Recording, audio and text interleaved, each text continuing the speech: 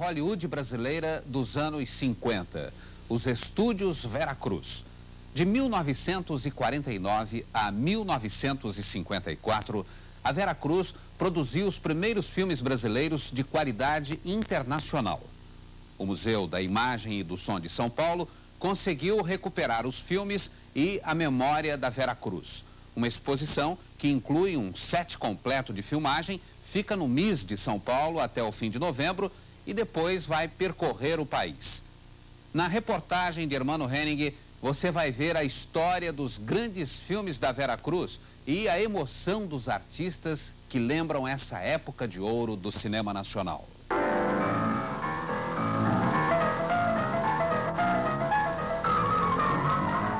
Na época em que estas cenas foram vistas pela primeira vez, era difícil acreditar que se tratava de cinema brasileiro, filme nacional.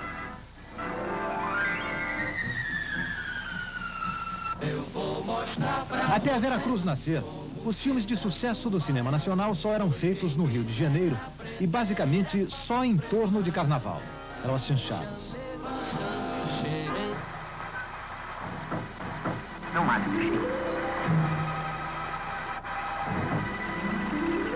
A Vera Cruz nasceu na tentativa de se fazer o chamado cinema sério no Brasil. Fazer cinema como os americanos faziam. Cinema de montagem, com cenas ao ar livre, filmes vivos, movimentados, com muito ritmo, histórias fortes. Enfim, cinema com padrão internacional de qualidade.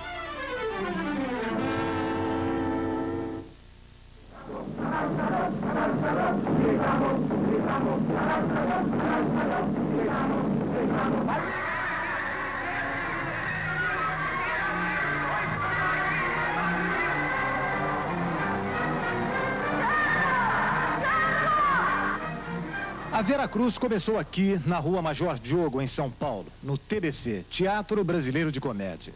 O teatro funciona aqui até hoje. Foi a primeira experiência de teatro profissional em São Paulo, idealizada por um imigrante italiano que ficou rico e que achava que a distância que separa o teatro do cinema era muito pequena. Era Franco Zampari. Franco Zampari era engenheiro. Veio para o Brasil trabalhar nas indústrias de Francisco Matarazzo Sobrinho, Titilo Matarazzo, rico empresário de São Paulo. Junto com Matarazzo, um grupo de capitalistas e a elite intelectual da época, Zampari fez o TBC. E quem faz teatro faz cinema, acreditavam Zampari e seus amigos. Estas são cenas de um curta-metragem, resultado de uma brincadeira na casa de Zampari. Era uma recepção à beira da piscina, com muitos atores do TBC, entre eles o também italiano Adolfo Celli. O cenógrafo do TBC, Aldo Calvo, tinha uma câmera.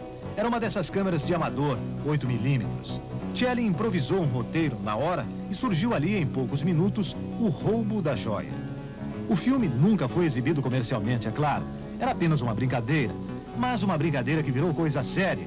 Coisa de 7.500 contos de réis. 7.500.000 cruzeiros. Uma fortuna em 1949.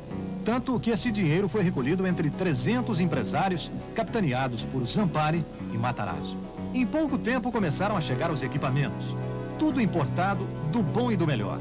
Câmeras moderníssimas, microfones, gruas, moviolas, material de cinema do mais moderno da época, igualzinho ao dos grandes estúdios americanos. A Vera Cruz veio com uma pretensão ambiciosa. Queria ser uma companhia de cinema ao nível de Hollywood, exportar filmes para o mundo todo.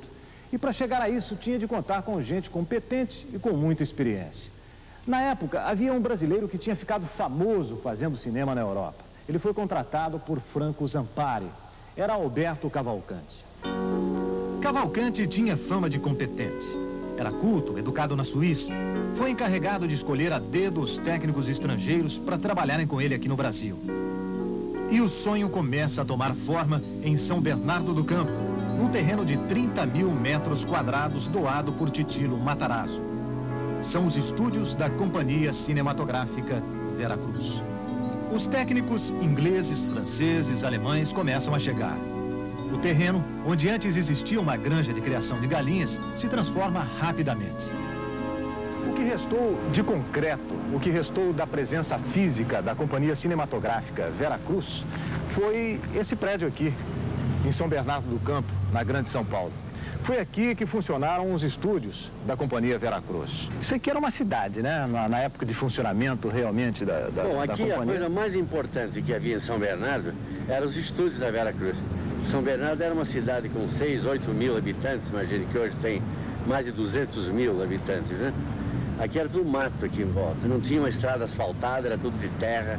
Em dias de chuva a gente atolava para chegar aqui, mas a gente morava aqui, né? Vocês moravam aqui, os atores, técnicos? Os atores, não todos os atores, mas eu morava, Eliane Lage morava, o Alberto Rusch, e todos os técnicos ingleses moravam aqui.